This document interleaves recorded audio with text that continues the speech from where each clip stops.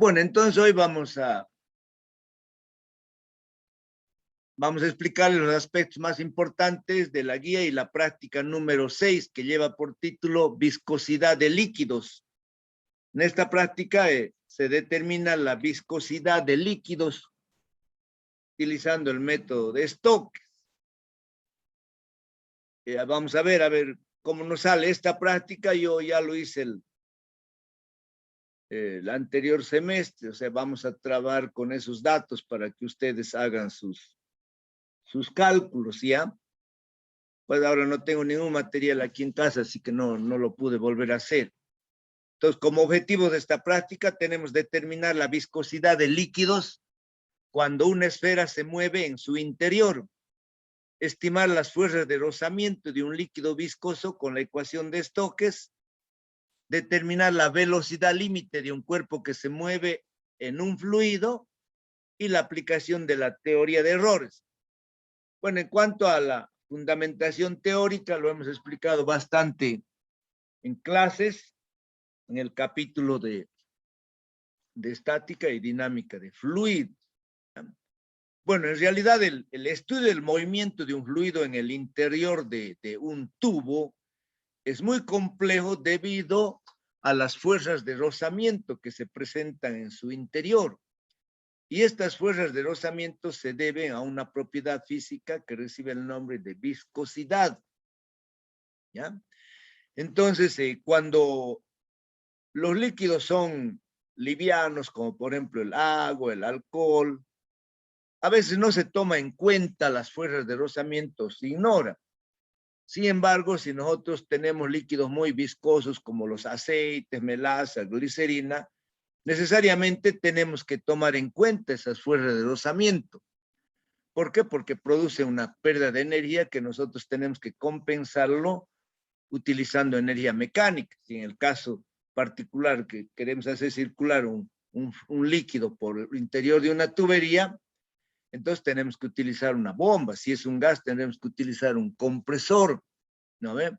Bueno, estas fuerzas viscosas que se encuentran en el interior de los fluidos se deben a las fuerzas de atracción que existe entre las moléculas, ¿ya?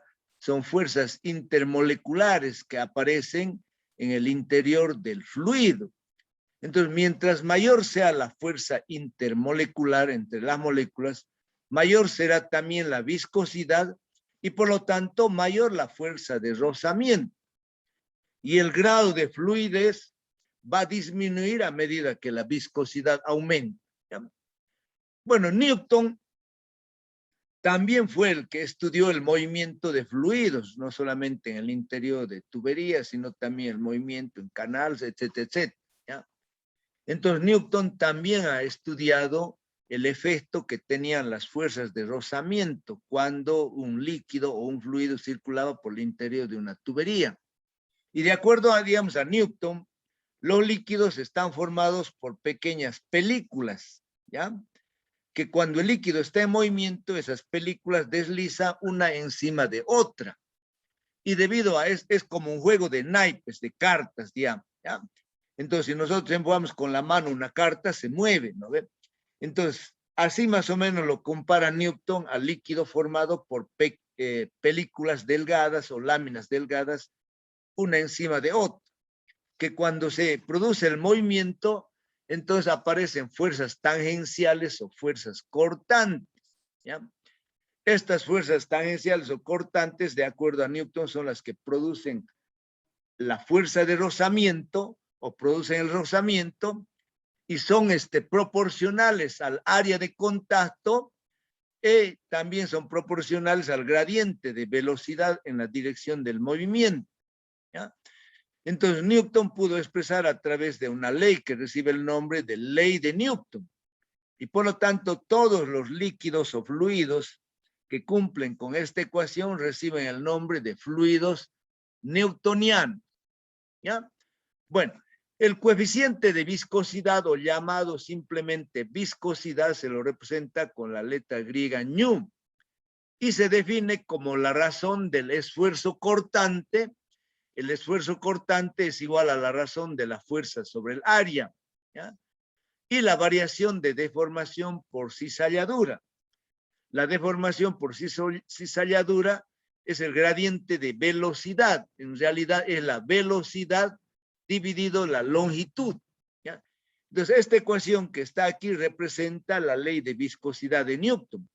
Si de aquí despejamos la fuerza, entonces la fuerza es igual a ñu, al coeficiente de viscosidad o a la viscosidad, por el área, y este es el gradiente de velocidad, V sobre L, la velocidad por unidad de longitud. Entonces, si la viscosidad aumenta, la fuerza de rozamiento aumenta. Si el área aumenta, la fuerza de rozamiento aumenta. Si la velocidad aumenta, la fuerza de rozamiento aumenta. Y si la longitud aumenta, entonces va a disminuir. ¿Ya? Entonces, en líquidos que fluyen con mucha facilidad, como el agua o el petróleo, el esfuerzo cortante es pequeño para una determinada deformación. Pero en otros líquidos muy viscosos, como la melaza, la glicerina, por ejemplo, el esfuerzo cortante es muy grande. ¿A qué se refiere el esfuerzo cortante? A la fuerza que nosotros debemos ejercer para vencer el rozamiento. ¿Ya? En cuanto a las unidades de la viscosidad en el sistema internacional, es el Newton por segundo sobre metro cuadrado o Pascal por segundo. En el CGS es la DINA por segundo sobre centímetro cuadrado, que recibe el nombre de Poisson. ¿Ya? Ahora, la viscosidad varía con la temperatura. Cuando se trata de líquidos, la viscosidad disminuye, y cuando se trata de gases, la viscosidad aumenta con la temperatura. Bueno, entonces, para la práctica de hoy diremos, ¿ya? Si estuviésemos en el laboratorio, nos facilitan todo el material para que nosotros hagamos la práctica, y lo vamos a hacer utilizando el método de Stokes. ¿Ya? Entonces, ¿qué nos dice el señor Stokes? Nos dice que cuando nosotros soltamos cuerpos en la superficie de un líquido, ese cuerpo empieza a moverse en el interior del líquido, ¿ya? Pero a medida, digamos, que va descendiendo, se acelera. Pero después de un determinado tiempo, ¿ya? Debido a las fuerzas de rozamiento, esa aceleración se hace cero. Y por lo tanto el cuerpo empieza a descender con una velocidad constante. ¿Ya? Ahora, el señor Stokes ha trabajado con cuerpos de diferente forma y naturaleza, pero ha obtenido mejores resultados cuando se trata de cuerpos cuya figura es conocida, como por ejemplo esferas, cuadrados, cilindros, etcétera, etcétera. En este caso particular de esta práctica, vamos a tomar en cuenta una esfera. Es decir, cuando Stokes soltó una esfera en la superficie de un líquido, entonces él vio que la esfera, a medida que va descendiendo, su velocidad se hace prácticamente constante, de tal manera que después de descender un determinado tiempo, alcanza el equilibrio. Y cuando la esfera está en equilibrio, está sometida a la acción de tres fuerzas, ¿ya? Una fuerza que es el peso de la misma esfera, que es una fuerza hacia abajo. Otra fuerza que es el empuje, de acuerdo al principio de Arquímedes. Y la otra fuerza que se opone siempre al movimiento es la fuerza de rozamiento, que el señor Stokes pudo medirlo experimentalmente, como decía, para cuerpos cuya figura es conocida. En realidad él ha trabajado prácticamente con esferas, ¿ya? Entonces, él en forma empírica o experimentalmente ha encontrado que esa fuerza de rozamiento para un líquido viscoso, ¿ya? Era función del radio de la esferita, era función de la viscosidad y era función de la velocidad con la que descendía la esfera. Esa ecuación es la que se puede ver aquí, pueden observar en la guía, la ecuación número 2, que nos dice que la fuerza de rozamiento es igual a 6 veces pi por ñu por R por V, donde ñu es la viscosidad, F es la fuerza de rozamiento, R es el radio de la esferita y V es la velocidad de la esfera con la que desciende en el interior de un fluido. Entonces, esta es la famosa ley de Stokes que nos permite calcular la fuerza de rozamiento en el caso particular para una esferita. ¿Ya? Muy bien. Entonces, vamos a ver aquí en esta pequeña figura, a ver, tengo una figura más grande.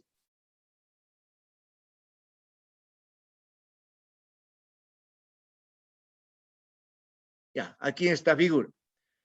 Cuando nosotros les decía soltamos una esfera, tengo la figura más grande, creo que aquí abajo al final. Vamos a volver. Aquí. Cuando nosotros soltamos una esfera en la superficie de un líquido que se encuentra en el interior de un recipiente, en este caso estamos trabajando con una probeta, ¿ya? Entonces, cuando empieza a descender la esfera, a un comienzo lo hace con aceleración, pero debido a la fuerza de rozamiento que actúa en sentido contrario del movimiento, la aceleración se hace cero y la esfera empieza a bajar con velocidad constante. El momento que está bajando con velocidad constante, entonces está sometida a la acción de tres fuerzas, ¿ya? Una fuerza hacia abajo que es su propio peso. Ahora voy a subir a la figura de más arriba, ¿ya? Entonces una fuerza es su peso hacia abajo. El empuje, como la esfera está totalmente sumergida y de acuerdo al principio de Arquímedes, hay un empuje hacia arriba. Y debido a la viscosidad hay una fuerza de rozamiento también hacia arriba, ¿ya? Entonces, si nosotros hacemos una sumatoria de fuerzas, vamos a tener que la fuerza de rozamiento más el empuje va a ser igual a peso. Esto cuando hemos alcanzado el equilibrio, cuando la velocidad es constante y la aceleración vale cero. Ahora, si la esfera está completamente sumergida, el empuje es igual a la densidad por la aceleración de la gravedad por el volumen sumergido, ¿no? Que será 4/3 pi por r al cubo, que es el volumen de una esfera. El peso de la esfera será igual a ¿qué? A su peso específico por el volumen. El peso específico es la densidad de la esfera por la aceleración de la gravedad y el volumen 4/3 pi r al cubo. Ahora, la fuerza de rozamiento está dada por esta ecuación 2, que es la ley de Stokes, que es igual a 6 pi nu rb. Entonces, en esta parte está todo el análisis matemático. Entonces, sustituyendo el valor de la fuerza, el valor del empuje y el valor del peso en esta ecuación 3, haciendo las operaciones respectivas, encontramos que la viscosidad del líquido donde está moviéndose la esfera es igual a 2r al cuadrado por g dividido 9 por la velocidad y entre paréntesis está la densidad de la esfera menos la densidad del líquido, ¿ya? Entonces, R es el radio de la esferita que se lo puede medir con Bernoulli. G es la aceleración de la gravedad. B es la velocidad con la que desciende. Rho' es la densidad de la esferita que nosotros vamos a utilizar esferas de acero. Y Rho es la densidad del líquido, ¿ya? En el caso particular de esta práctica hemos utilizado para un detergente y aceite, ¿ya? Entonces, ahora, esta ecuación lo vamos a poner en función, ¿ya?, del tiempo y en función del diámetro de la esfera. ¿Cómo se calcula esta velocidad? Para calcular la velocidad con la que desciende la esfera, hacemos lo siguiente. Voy a bajar nuevamente a la figura de abajo. Entonces, nosotros en la probeta trazamos una línea en la parte superior y otra línea más abajo. Medimos esta altura, por decir 15 centímetros, ¿ya? Luego, cuando nosotros soltamos la esfera en la parte superior, más o menos a una determinada distancia donde está esta primera raya, estamos considerando que la velocidad ya es constante.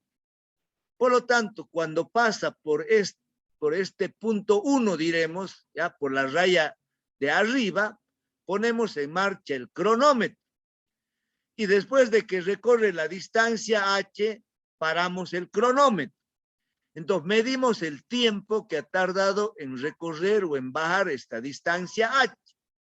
Si conocemos la distancia h y conocemos el tiempo, entonces la velocidad va a ser directamente h sobre t, distancia sobre tiempo. Entonces, de esa forma calculamos la velocidad con la que desciende la esferita. Y luego también podemos colocar el radio en función del diámetro. ¿Por qué? Porque el diámetro es 2 veces el radio. ¿No ve? Entonces, nuevamente voy a volver aquí al análisis matemático de las ecuaciones. ¿No? Entonces, la velocidad es h sobre t y el radio es d sobre 2. Entonces, el radio al cuadrado será d al cuadrado sobre 4. Entonces, reemplazamos esto aquí en la ecuación 6 y finalmente tenemos que la viscosidad es igual al diámetro al cuadrado por el tiempo, por la aceleración de la gravedad, dividido 18 veces la altura. ¿Ya? Y luego tenemos la diferencia de la densidad de la esfera y la densidad del líquido. La densidad de la esfera se lo mide midiendo la masa y conociendo su volumen. La densidad del líquido lo hemos determinado utilizando un densímetro. ¿Ya? Muy bien. Entonces, con esta ecuación 9, nosotros vamos a determinar la viscosidad de dos líquidos. Ahora me voy a ir, digamos, a la parte superior, a los materiales. ¿Dónde está? Los materiales para esta práctica son los siguientes. Aquí está. Necesitamos un vernier, necesitamos un trípode, un termómetro, una regla, una probeta, una glicerina, detergente de cocina. Yo he utilizado un detergente argentino. ¿Ya? Y luego dice perdigones de acero pequeñito. ¿Ya? Entonces he utilizado glicerina y detergente de cocina, un detergente amarillo, no me acuerdo ahorita la marca. ¿Ya? Entonces, en cuanto al procedimiento para la práctica, entonces me voy a bajar nuevamente a la figura grande.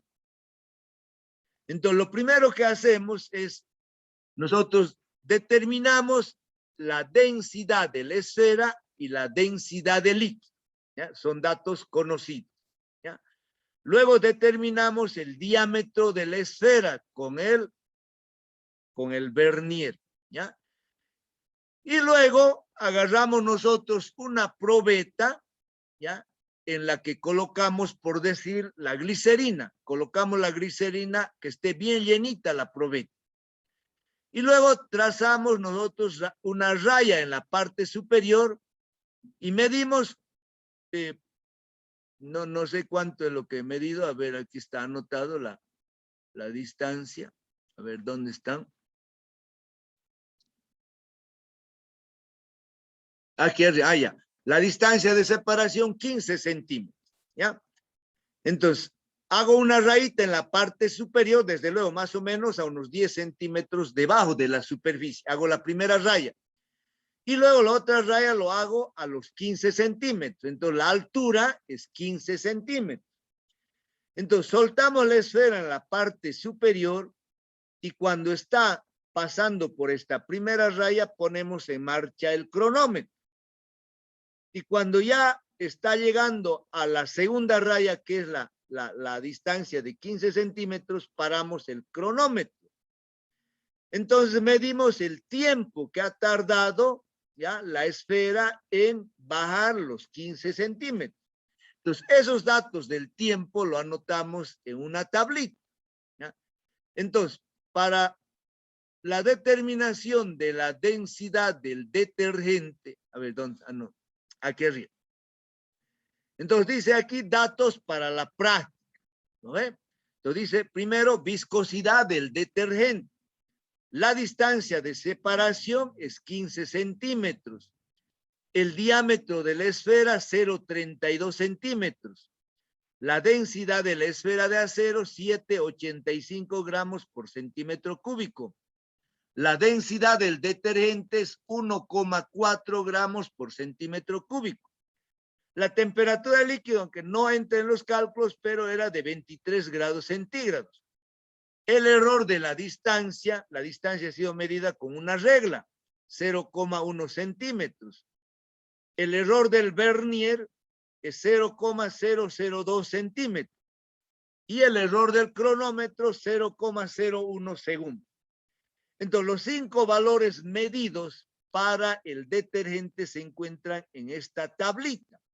T1, T2, T3, T4 y T5. Luego, para la viscosidad de la glicerina, también la altura es 15 centímetros, el diámetro de la esfera es el mismo, la densidad de la esfera de acero es la misma, lo que cambia es la densidad de la glicerina. La densidad de la glicerina es 1,2 gramos por centímetro cúbico, la temperatura es la misma, y los errores también son los mismos. Entonces, los tiempos medidos, los tiempos de caída para la glicerina están aquí en esta otra tablita, los 5 valores del tiempo. Entonces, con esos 5 valores del tiempo, tanto para el detergente como para la glicerina, ustedes van a hacer sus cálculos. Entonces, para calcular la viscosidad utilizan esta ecuación. Entonces, ñu promedio será igual al diámetro de la esfera promedio al cuadrado por G por el T promedio. Sacan el T promedio de esos 5 valores, ¿ya? La densidad de la esfera menos la densidad del detergente dividido 18 veces la altura H, que son 15 centímetros, ¿no ve? Luego, con esta ecuación calculan el error. El error dice el valor de ñu promedio, paréntesis, 2 veces el error del diámetro dividido el diámetro promedio más el error del tiempo dividido el tiempo promedio más el error de la altura dividido la altura promedio. Y aquí hay una tablita que se van a hacer con los tiempos. Entonces, en esta tablita, entonces colocan en la segunda columna los 5 tiempos que hemos medido, luego sacan el tiempo promedio. Y en la tercera columna elevan al cuadrado todos los tiempos y también suman el tiempo al cuadrado. ¿Ya? Muy bien. Entonces, luego van a calcular ustedes el error porcentual y luego el error relativo y luego expresan el valor de la viscosidad verdadera, que será igual al valor promedio más menos el error de la viscosidad. Lo mismo van a, bueno, aquí abajo está la ecuación para calcular el error que hemos cometido en el tiempo promedio, y con esta ecuación calculan el error del tiempo, ¿ya? El error del tiempo, para eso van a hacer ustedes esta tablita. Lo mismo hacemos ahora con el cálculo de la viscosidad para la glicerina. Utilizamos la misma ecuación, calculamos el error con la misma ecuación. También aquí está una tablita para calcular el error del tiempo, tiempo promedio, el error del tiempo, ¿no? Luego expresamos el resultado de la práctica, la viscosidad del detergente, la viscosidad de la glicerina. Finalmente respondemos el cuestionario y con eso terminamos nuestro informe. Sacamos la foto, escaneamos, convertimos en PDF y subimos al Moodle, ¿ya? Entonces, esta guía, o sea, yo lo voy a subir al Moodle, ahí está explicado con mucho detalle, ¿ya? Y también, o sea, la grabación de esta clase también va a estar ahí. Si hubiera algo de todas maneras que no ha sido entendido o no ha sido comprendido, pueden activar ahora sus micrófonos para hacerme alguna consulta o alguna pregunta, ¿ya? Entonces, lo que pasa es que resulta un poco complicado explicar este tipo de prácticas y ustedes me tienen que comprender, disculpar, ¿por qué? Porque no estamos en el laboratorio. Otra cosa es que estuviésemos en el laboratorio donde ustedes participan, donde ustedes hacen la práctica y toman todas sus mediciones. Pero, repito, al fin de dar continuidad con sus materias, con sus laboratorios, tenemos que hacerlo de esta manera virtual, ¿ya? Bueno, entonces, ¿hay alguna pregunta, alguna consulta? Lo pueden hacer. Yo aquí voy a parar la grabación.